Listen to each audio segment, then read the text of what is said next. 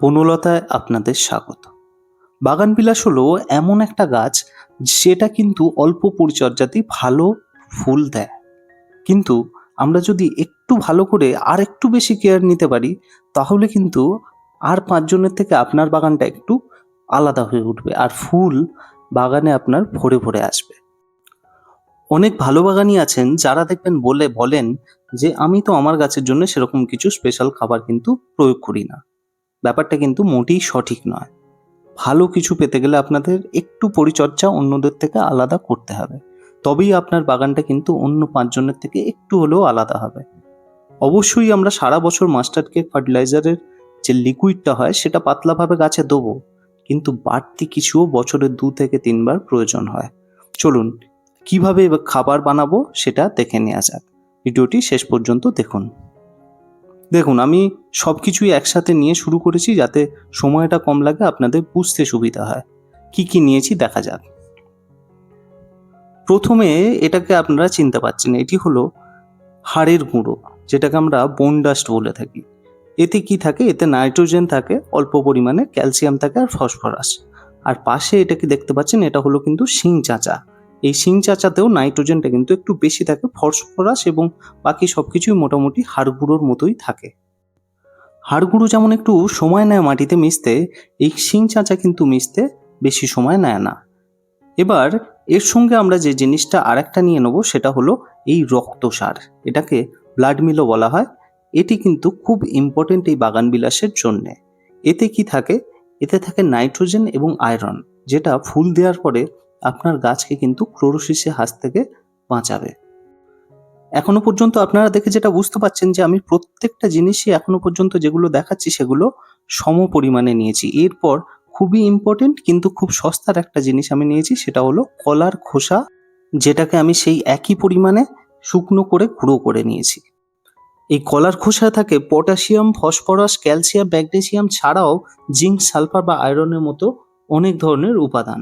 এর সঙ্গে নিয়েছি যে পরিমাণে এতক্ষণ নিচ্ছিলাম ঠিক তার দ্বিগুণ, অর্থাৎ ২ ভাগ নিয়েছি কম্পোস্ট একটা সার। আপনারা গোবর সার অথবা লিপ কম্পোস্ট অর্থাৎ পাতা পচা সার ব্যবহার করলে ভালো রেজাল্ট পাবেন। এরপর ১ ভাগ পরিমাণ ৪টি উপাদান মিশিয়ে আমি বানিয়ে নিয়েছি। কি কি আছে? নিমখোল আছে, তার সঙ্গে রয়েছে সিঙ্গেল সুপার ফসফেট, তার সঙ্গে রয়েছে সিউইড গ্র্যানিউলস, পাশে দেখতে পাচ্ছেন সিউইড গ্র্যানিউলস, আর তার সঙ্গে রয়েছে ট্রাইকোডার্মা ভিরিডি। এই ৪টে জিনিসকে মিশিয়ে, অর্থাৎ ৪টে জিনিস মিশিয়ে মোট ১ ভাগ পরিমাণ। নিমখোল যেমন বাকি সারটাকে পোকামাকড় মুক্ত রাখবে, সেরকম এই ট্রাইকোডার্মা ভিরিডি কিন্তু বাজে ছত্রাকগুলোকে নষ্ট করবে। আর সিঙ্গেল সুপার ফসফেট বর্ষায় কিন্তু মাটিকে ঝুরঝুরে রাখতে একটু হলেও সাহায্য করবে। চলুন আরেকবার রিভাইজ করে নেওয়া যাক কী কী নেওয়া হলো।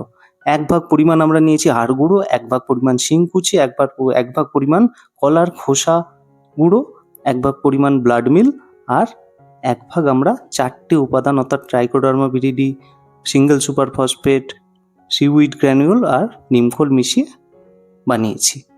এতক্ষণ ধরে এই সারটা বানানোর ক্ষেত্রে কি কি উপাদান লাগবে সেগুলোর সঙ্গে আপনাদের পরিচয় করিয়ে দিলাম।